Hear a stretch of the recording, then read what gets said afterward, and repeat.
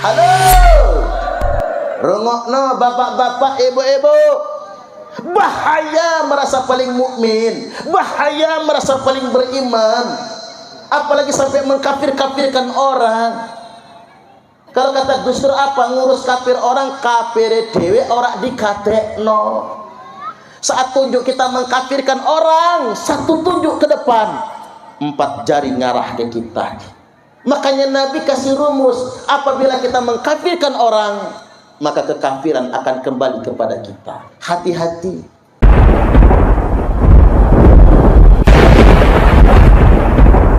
Karena ukuran iman itu ada pada akhlaknya, bukan pada penampilannya.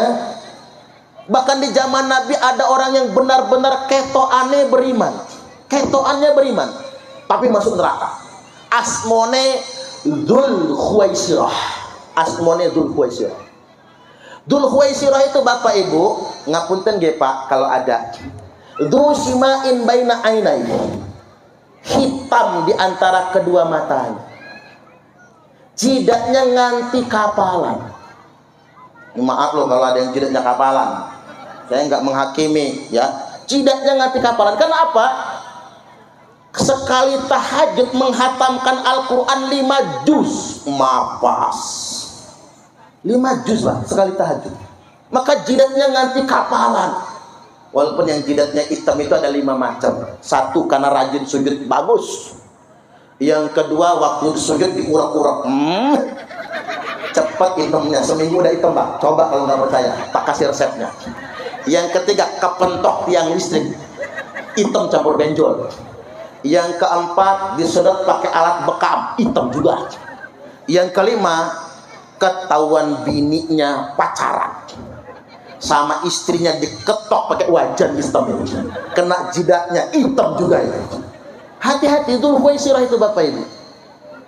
Dia tampilnya soleh, tapi kata Nabi, kilabunar, dia menjadi anjing-anjing neraka. Ini sudah masuk betul ke tema kita ini. Mukmin itu bukan pengakuan, mukmin itu bukan penampilan. Ada orang yang ngaku paling beriman, tapi Nabi katakan dia anjing neraka. Ini hadis yang paling kasar. Mestinya jangan kita terjemahkan anjing, kiri-kiri neraka. Yang lebih halus apa Pak? Segawan neraka. Ini hadis sahih.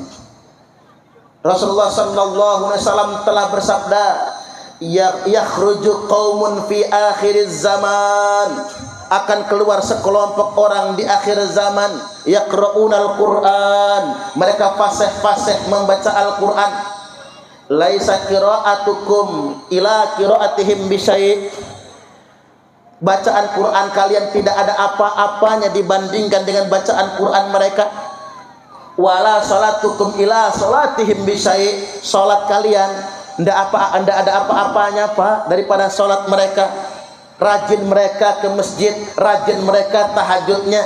Wala siyamukum ila siyamihim bisyai', puasa kalian tidak ada apa-apanya dibandingkan dengan puasa mereka. Yahkiru ahadukum amalahu min amalihi, yahkiru ahadukum amalahu min amalihim.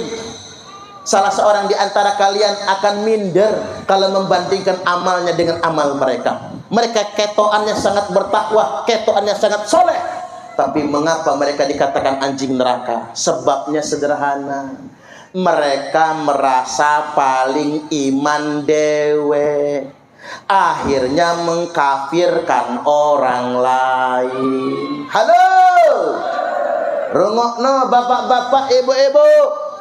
Bahaya merasa paling mukmin, bahaya merasa paling beriman, apalagi sampai mengkafir-kafirkan orang.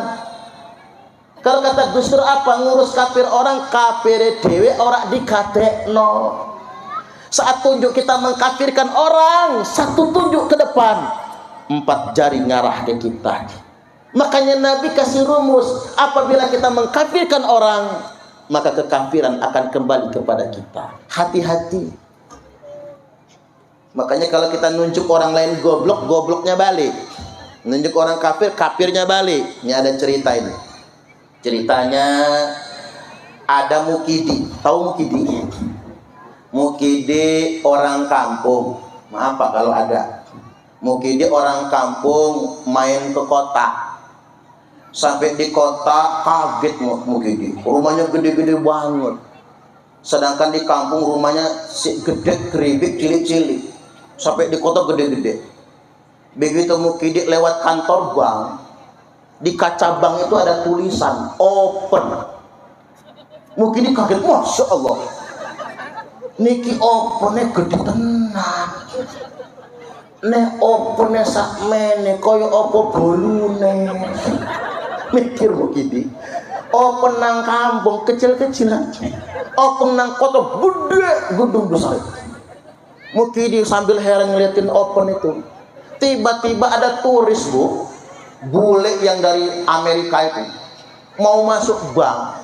Sama Mukidi dipanggil. Kata Mukidi, "Hoi, iku open.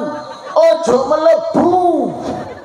Si bule noleh, ngomong apa lah itu orang. WhatsApp kata si bule, nggak ngerti dia. Masuk aja, ditungguin kata Mukidi. Dasar goblok kata Mukidi. Udah tahu open, masuk. Pas setengah jam keluar. Begitu keluar, yang keluar negro yang dari Afrika. Begitu keluar Mukidi panik, welah dalah mas wis tak kandani mau gosong awakmu. Nah ini Pak penyakit orang sok pintar padahal dia yang goblok. Hati-hati nuduh orang lain kafir balik dewe. Ada tukang cukur lagi ngukur rambut, dia ngomong sama yang dicukur, "Pak, tahu nggak, kan tukang cukur hobi ngobrol, tahu nggak Pak apa anak paling goblok di dunia?" "Lo siapa?" "Tuh di luar, Bejo namanya." Nggak bener Pak, Bejo kalau ada. Bejo namanya. Lo kok sampean gitu? Tahu dari mana Bejo paling goblok?